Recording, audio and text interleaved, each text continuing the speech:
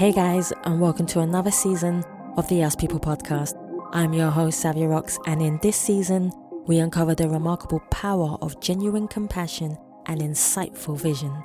This season, we're here to show the world that we, as individuals, are the brand, regardless of misconceptions. Join us as we go deep into the inspiring journeys of our guests, each one a testament to the impact and influence of kindness and creativity. Don't just take my word for it. Hear their stories, feel their passion, and discover the transformative potential within us all. So stay tuned as we shine a light on the truths that connects us and inspires change.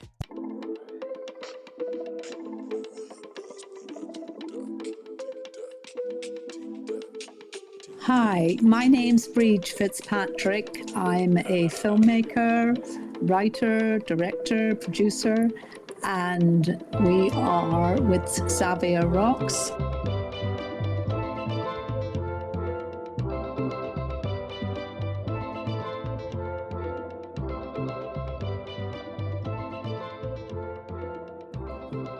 Hey guys, and welcome to another episode of the Us People podcast. I'm your host, Savia Rocks, and I'm absolutely honoured to have Bríd here with me, who is an award-winning writer, producer, and director. Bríd, I want to thank you so much for taking your time to come on the Us People podcast. How are you? I'm fine. Pleasure to be here. Lovely to meet you. Thank you so much. It's a pleasure to meet you. I'm actually excited for this film. So, my first question for you is, could you tell me a bit about yourself, where you grew up, but also how that influenced you to be the person who you are today? Mm-hmm. Sure.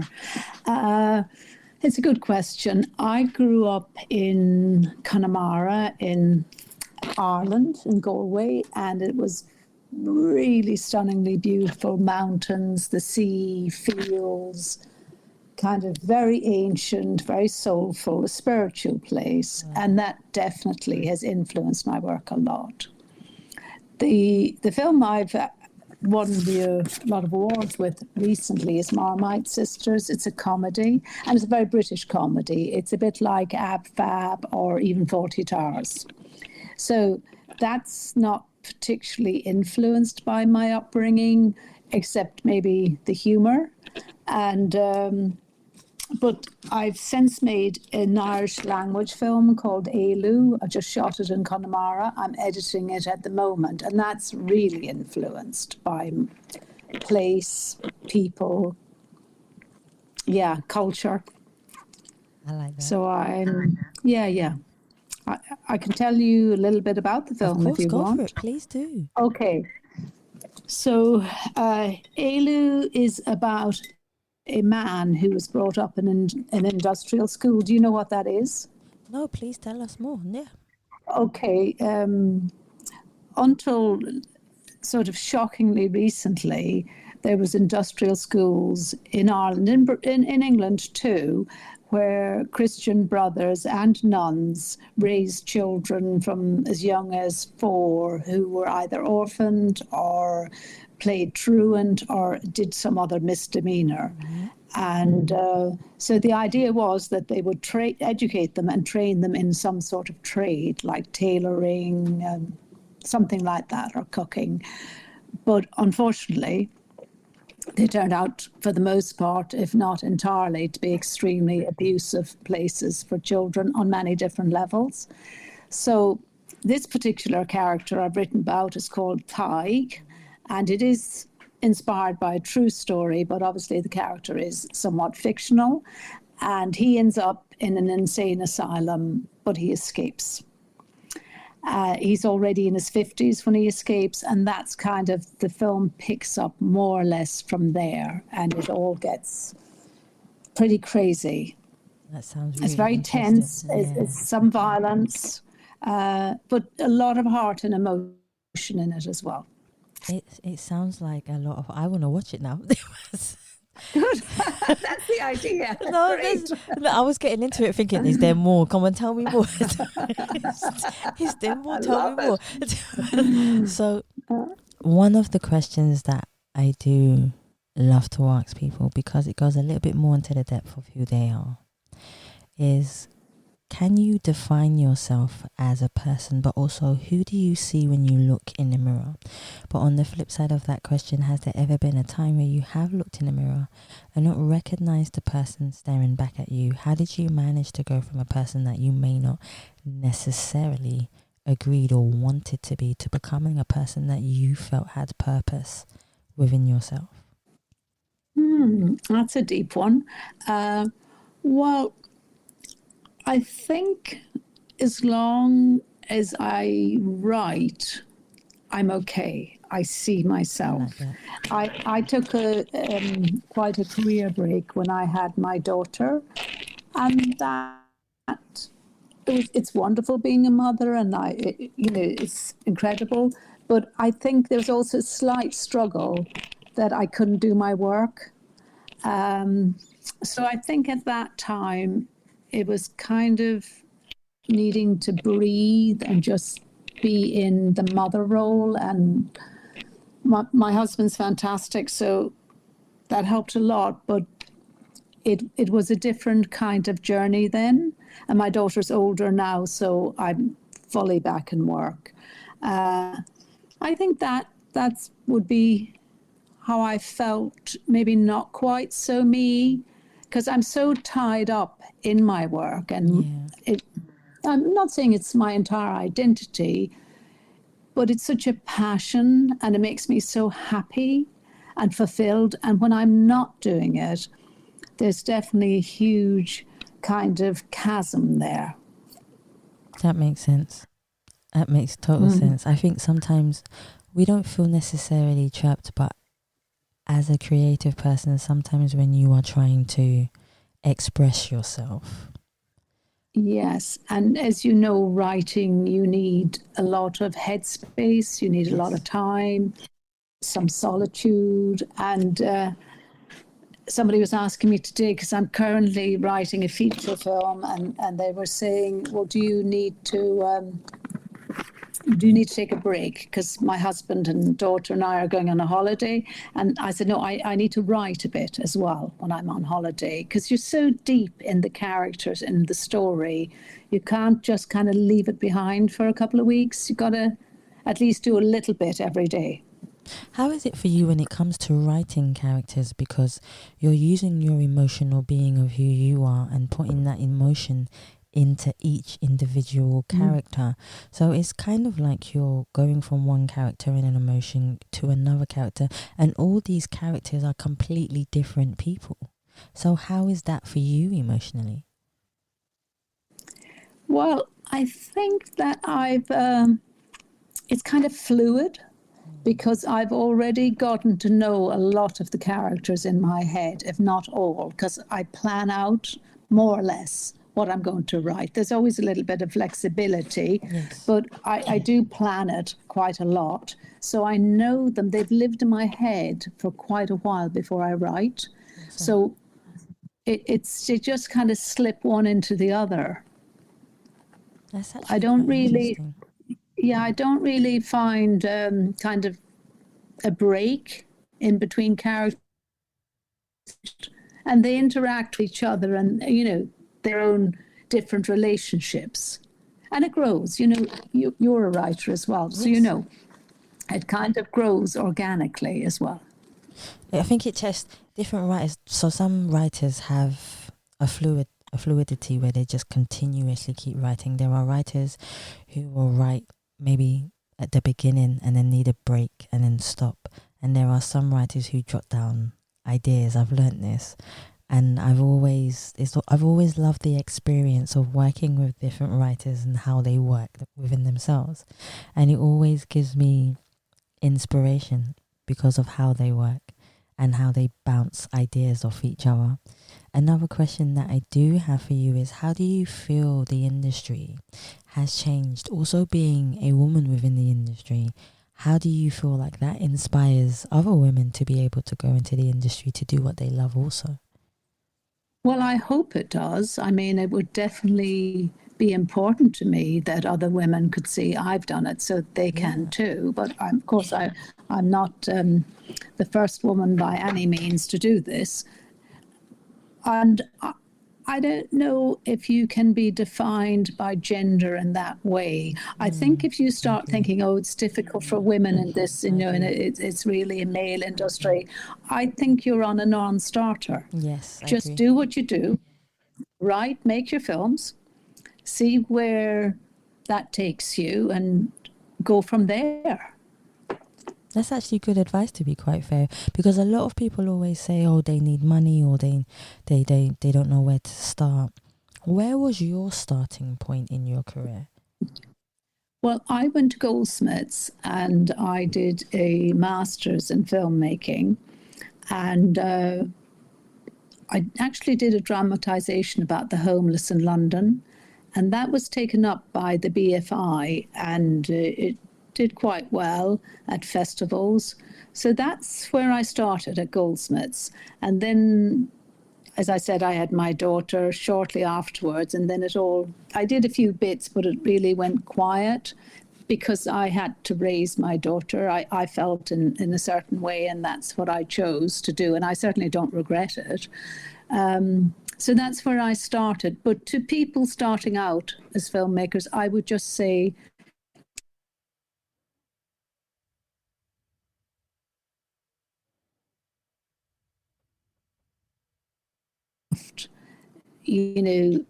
have relationships with other people in the industry, learn from them, work together, and eventually you'll just get better and better. And hopefully at some point you'll have a hit. Yeah, I love that. For me, one question I do want to ask you is, what is a common misconception about your field of work that you would like to clear up? Well, I don't know if there particularly is one. I haven't really encountered that as such. I think it's been okay. Festivals and people who've seen Marmite Sisters have been extremely receptive. And I think ELU and my feature film that will be written next year, and then I'll start shooting it. So far, I haven't felt that people haven't understood what I'm trying to do. I like that. That shows that you are on the right path of being able to creatively articulate yourself in the way that you... Hope so. No, I hope so too. We'll see. I don't want that to change. I definitely don't want that to change. Who have been some of the most inspiring people? I know that mentors play a massive part in our lives. Are there any mentors that you felt have helped you within your career to help inspire you to become who you are? Well, I think a number of people. I would start with my parents. Of course. I found them both very inspiring in different ways. And I've been inspired by some wonderful filmmakers, many, inspired by some teachers as well. A great many people have inspired me in different ways. But someone asked me recently, how do you know what to write about? And it just comes to me. It's like, I agree. I don't want to say download, but it just comes to me, and then that becomes so loud and passionate and strong. I think, okay, I'm going with it. I can write this, and I start. And once I start, that's it. I'm away. Sometimes I feel it's more a spiritual calling in a sense when it comes to you. Yes, you could say that. I find that if I am sitting in a room and I'm about to write and I'm thinking of a title to write to, for example, and I say, okay, universe, what am I writing about today? If I don't have it in my mind, because sometimes I like to clear my mind and I like it to be blank for a second.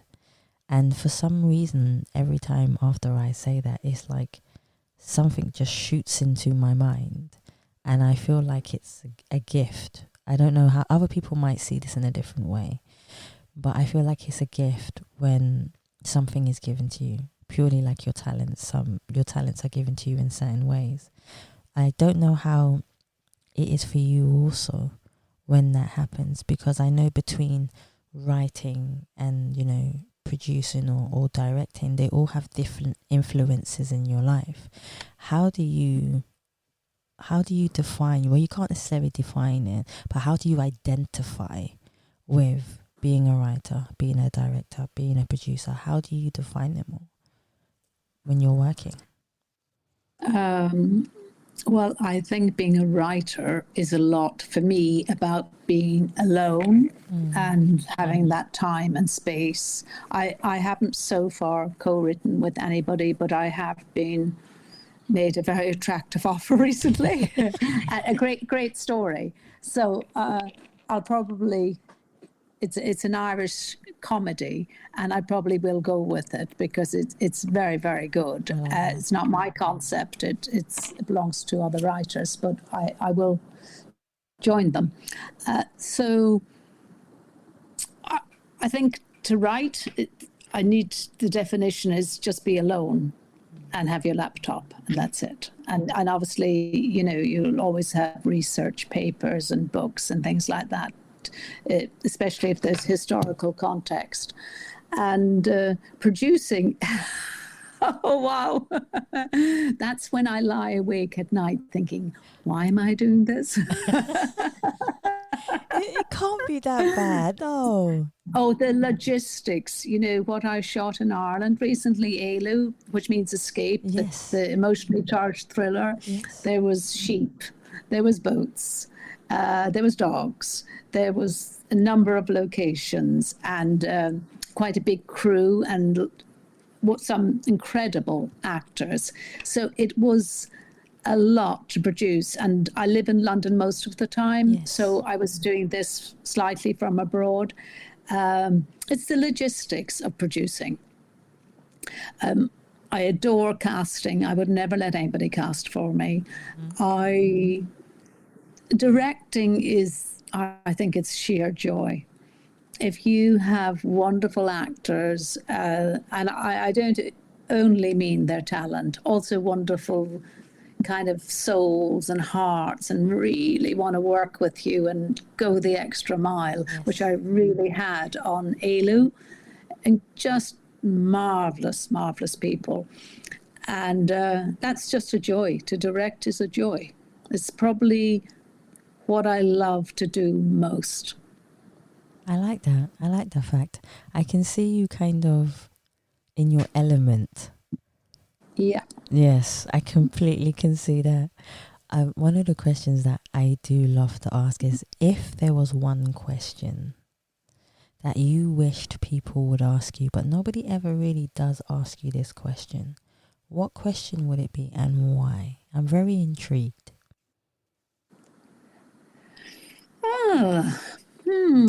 Let me see what question someone would ask me. Can I invest in your films? I like that. That's probably the best question. Can I distribute them? That's a good one for me, actually. Yeah. I think there is a lot of people in the world who would invest in people's films. Which is actually leads me to a question to ask you, to be quite fair.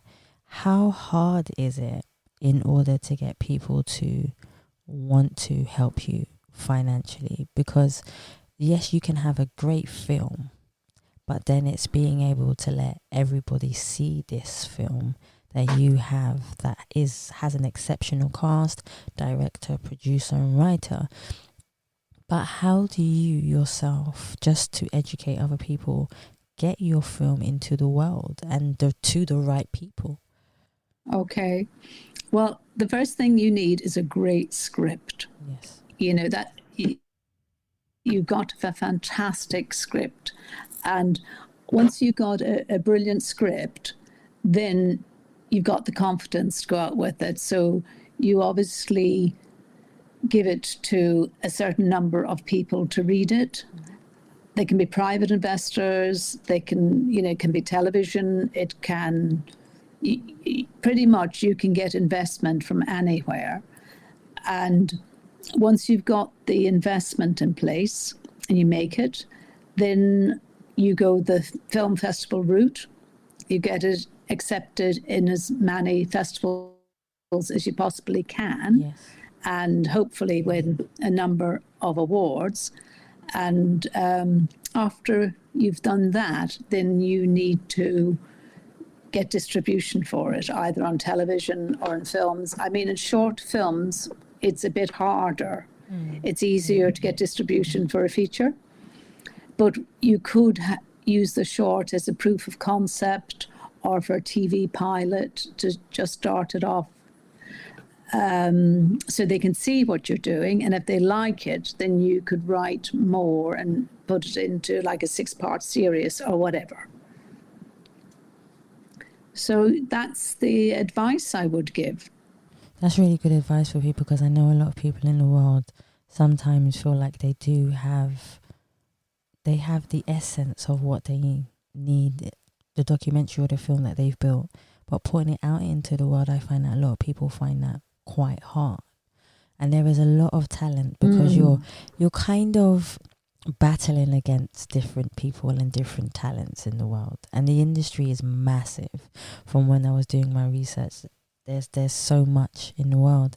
What do you believe makes you stand out in the world? I think it's the script. I think the stories are powerful. I mean, why did people like Marmite Sisters so much? It has to be because it's won almost, I've even lost count, and I'm not being facetious, but I actually have. It's won a lot of awards, and it's usually for best comedy. Occasionally it's for best script, but people obviously find it funny, which they're meant to. So, and the characters are very good, and the actors are brilliant. So it's kind of a marriage of many things, but it all starts with the story. Get the story right, the rest will come. Yes, I agree. And take time, work on your script. Keep working away until you feel, okay, I've got it nailed now. Okay, that sounds really awesome. What is the best advice, or some of the best advice, that you have ever received from someone that has helped you in your life? Be yourself. I like that completely. Yeah. Completely. I like that. There is something about judgment that people often do very often.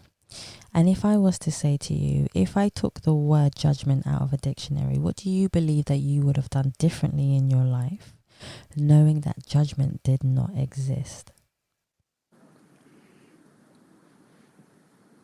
I don't know if I'd have done much differently, really. I think I've done things as I saw fit. I don't think I worried overly much about other people's judgment. I don't think that was ever a big concern for me. I like that. And it shows confidence as well within yourself to be able to do what you needed to when you needed to do it. I like that. If you could choose one quote that represented you as a person, what quote would you choose, and why would you choose that particular quote?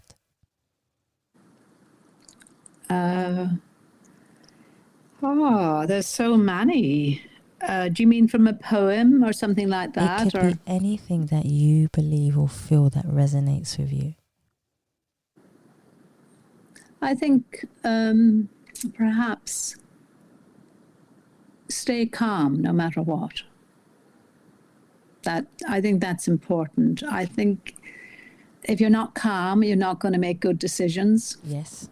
And so it's quite simple. I think stay calm. And, there are times in everyone's life where there's extreme pressure, especially 100%. what I'm doing. Yep. You get lots and lots of pressure at times, not always. And I just stay calm. I choose to stay calm and try and work it out. And then that can keep the rest of the cast and the crew calm as well. Yes, because they take by Because the as a lead. director, the last thing you want to do is start freaking out. Although you might feel like it sometimes. Sometimes it's not a bad thing, to be quite fair. No, generally avoid it in public, but So I'll say to you, if there was one song that was the soundtrack of your life, because I know music plays a massive influence in a lot of people's lives. If there was one song that was the soundtrack of your life, what song would you choose, and why would you choose that particular song? I don't think I could choose a soundtrack as for my life, you know, to like my own film. I don't think I could do that because there isn't one. Yes, but I agree. can tell you my favorite songs. Oh, go for it. Yes, I like this. Yeah, I like I Want to Know What Love Is by Foreigner. I love that song. I know that song. And I love some old Irish ballads and even new ones. So I like lots of different music. I'm very eclectic. I like classical, I like rock, even some pop. Yes. So, yeah. I like that. I don't have like a soundtrack for my life. Not yet. Maybe later. Maybe later. Yeah. If I said to you, if you were stuck on a desert island for 24 hours, and I said you are allowed to bring a president, an activist, and a musician, which would be very interesting with you, to have a conversation, who would you bring and why? So you're allowed to have one president, one activist, and one musician to have a conversation with. Well, it would have to be John F. Kennedy for the president. Good one. That's a good one. Because he was very charismatic. And, you know, of course, all presidents, it would seem, and people in politics in general, they're probably not as marvelous as they should be as leaders and all of that. But I think he was extremely charismatic, and he definitely, yes. I think he'd be good company. Who was the other person? So you said a president, you need an activist, and you need a musician. A musician. Oh God, there's so many. I think I'd go for Bob Dylan. Oh, that's a good one. Such a fantastic writer. That is a good one. Yeah, I think I'd go for Bob Dylan. Yeah, just his songs, his lyrics were just amazing. And an activist, Jane Fonda. I love her. And I think she's a great actor as well. But her politics, and I think she dared to stand up for what she believed in at a time where there weren't many women doing that. So, yeah, her. That would be a really interesting conversation with all you guys. The four of us. Yeah, exactly. We'd get on very well. I think so. I think I might have to document that. That would be awesome. So, if you had an unlimited amount of money to revolutionize the film industry, what would you do, and how would you help the industry of film?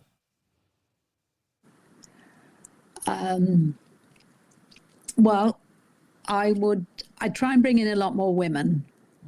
I think I would encourage women to join me. Yes. And also not just women, but anyone who's very talented, but maybe they lack structure or confidence or whatever, or they just didn't get a chance in life, maybe. Yeah. I'd like to help them. I like that. But it would always be about the talent for me. I search out talent, and I'd get a really good producer, any number of them actually, and get them to help produce some incredible films. And I produce as well, but I wouldn't be, if I had that much money, there'd be so many projects. I wouldn't be able to produce everything myself. I like that. So you'll give people a chance to be able to show their talent. Oh, in definitely. The world. Yeah. I like 100%. That. I like that. I like when people do things like that. I like that. Success. Can you define what success means to you? Because we all have a different definition of what success means to us. For some people, success can mean just waking up in the morning, fighting cancer, passing a driving test. Mm-hmm. There are so many different ambient ways to define success. But how do you define success in your terms?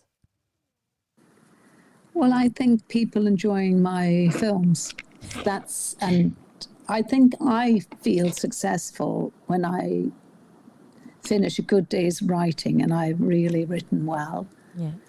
And I don't have to over-edit it because I've already got it. I feel very successful those days.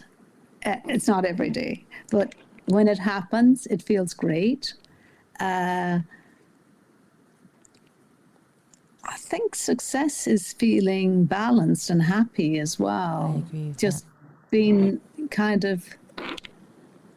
just feeling good in whatever you do. I like that. That sounds really nice to me. When was the last time that you believe you felt totally at peace with yourself? Yesterday. No, that's awesome. I had a very good day of writing yesterday. I felt so peaceful. But what is a day like in your life? Because it's intriguing me to just ask you, for example, I know everybody's days and creativity are different, but what is a day like in your life from when you wake up in the morning to when you have an idea in your mind? Well, I like to start work at least by 10 o'clock, if not earlier. Yes. And then I like to write until lunchtime, yes. Take a break, and then write. I try to get 5 to 6 hours of writing a day. It doesn't always work. Sometimes it does. And if I don't feel I've written enough during the day, I can sometimes restart at 7 in the evening and write for another few hours. So that's kind of my day. Now, because I'm editing ELU with the girl called Ria Matthews. Yes.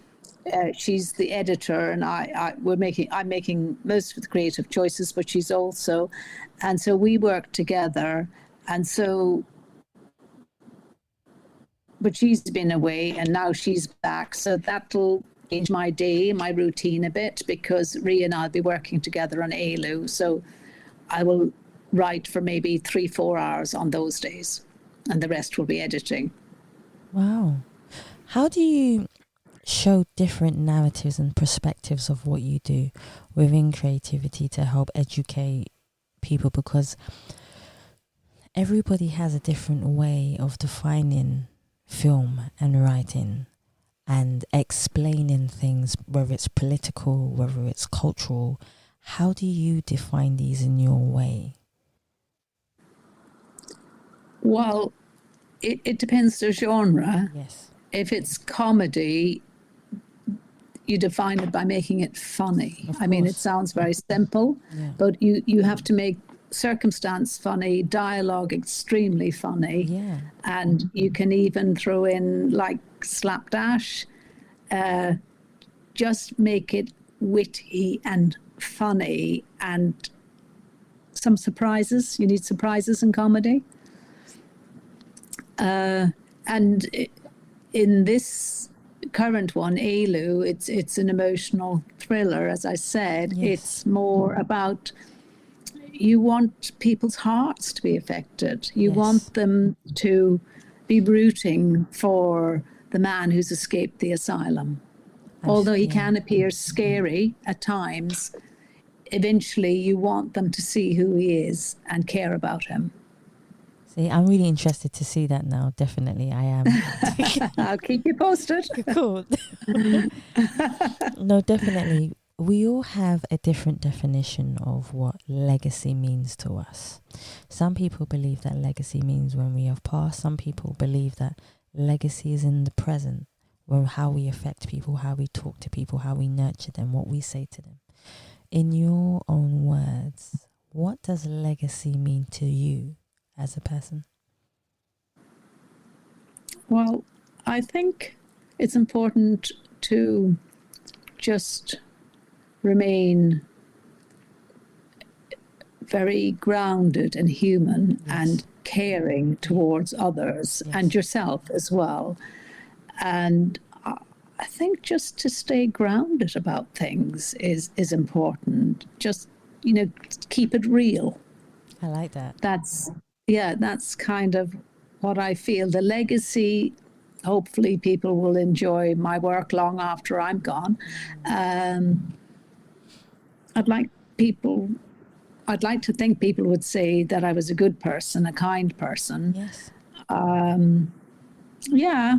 Well, you never know how people sort of see you, yeah, or see you, because everyone brings their own stuff to the table. Yes. And depending on who you meet, some people, they might be carrying a lot of things. So yeah, no matter who they meet, it mightn't feel good for them. Yes, I agree. And then other people might have worked and processed things in a better way, and you're more likely to get a friendship. I like that. Usually it's with people you often don't, think or feel that you would, but given the chance, you actually become really close with them. I've learned that in life. Yes, that is true. And even circumstances in life, sometimes you think, oh, no, not what I want.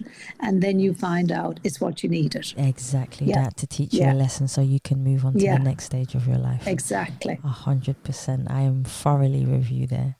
What is one of the most precious things that you stand for, that you are proud of as an individual? Apart from my husband and daughter. Apart from your husband and your daughter. As an individual. Yes. I'd like to think I have a certain amount of integrity, and I'd like to think I write stories that have a deeper meaning. Yes. Even the comedy. Yes. And I'd like to think I might inspire, might teach, might help, make a difference somewhere along the line. I think you make a difference just in your films and people being able to carry the emotion within those films on with them. That's what I hope so. That's what I feel from talking to you.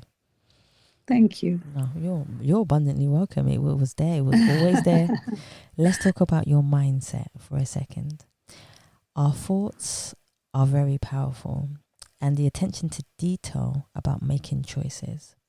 How do you believe that you make choices for yourself to help define who you are as a person, but also embrace, love what you do, and also express that to other people? How do you feel that your choices in your life help you within your life to see things differently? Well, for the first part, I think most days I learn something about myself. I mean, there might be a few days where I don't, but usually I do. And I'm very open to that. I want to know myself better all the time. I like that. And the choices I make, I don't feel writing is a choice for me. It's something I have to do. Yes. It's like a mission. It's such a passion. Yes. Yeah. I feel whole when I do it, and it doesn't feel good when I don't. That's so. It's like a part of you is missing if you feel like you don't do it. Yes. And it's like all these characters inside deserve to be fleshed out and to live and to be shown in the world. And if I don't write them and I don't write those stories, they'll never get their life. Sometimes I feel like they're that sounds very deep. No, it does, and it also sounds like these characters could be part of your past life, if that makes any sense. Oh, reincarnation. 100%. I believe in reincarnation, but I don't know if these characters are part of a past life. I have no way of knowing that. But they come from somewhere. I don't know where they come from, but they are very welcome. So I'm just glad they come. See, how do you, because I know you're very passionate about what you do, so it interests me to understand, how do you take yourself away from work? Not saying that you ever have to, because you should never have to, but in order for you to breathe away from work, how do you do that for yourself? Well, I love to walk in nature. I love to walk in the forest, by the sea, up mountains. I really love that, and I kind of rejuvenate. And I like horse riding. I like a lot of sport. I like to swim, many things really, but I suppose where I feel most kind of nourished is in nature. I kind of forget everything for a while. I think I've done that a few times, where I've just sat in the middle of nowhere, and it was the best therapy ever. Yes. It's pretty amazing. Yeah, it is. It's completely, you feel like you're nourishing your existence and your soul. Because I believe everything is energy. Yeah, it is. And it's like, whatever's coming through the earth, whatever magnetic force, electricity, whatever it is, you just silently resonating with that. Yes. I can see I like this. There's a huge glow and ambience within this conversation of energy. So I like this. I would love for everyone to be able to find you, to watch your films, to see who you are, to have an interaction with you, just like I have been abundantly blessed to today. Where can they find you? You can look on my website. It's www.brídfitzpatrick.com. So you can get me there. You can see a couple of trailers, a couple of finished projects. So yeah, absolutely. Have a look at my website. You can contact me. See, this is what we can say hello. Yes, this is the part I like, where I say support. We all need support. We all need a chance in life sometimes, no matter who we are, no matter how long we've been doing something. I always say to all my lessons, please go and support. That is one of the best things in life that you can do, because when my grandmother always used to say, if you give with the right hand, you receive with the left. I like that. Good on her. So that's definitely something that I will always say to you guys, is please support, because it's a wonderful thing. And this is where I say to you also, thank you so much for taking your time to come on the Ask People podcast, for sharing your story in your way, but also highlighting education in your way, and being able to show people, no matter where you are in life, no matter who you are in life, you can do what you love. So thank you for coming on the show. Pleasure. Lovely to meet you. Thank you so much. Have a great evening. And you too. Thank you so much, guys. And thank you so much for listening to the Ask People podcast. And please remember, you can subscribe and leave us a review on Spotify, iTunes, Google Play, or any other platform that you prefer listening to. You can also listen to us every Thursday, where we have a live podcast for you to listen to. Every Wednesday, where we play a pre-recorded version of the live podcast that you've just missed, which is on Heart Songs Live at 9 p.m. UK time. And don't forget Tuesdays, where we release a pre-recorded version of the Ask People podcast for you guys to listen to. And you don't just have to listen to the most recent one. Find a podcast that resonates with you so you can connect with it. And this is where I say, guys, thank you so much for listening. Stay happy, stay positive, and as always, please continue to be kind to one another. Take care.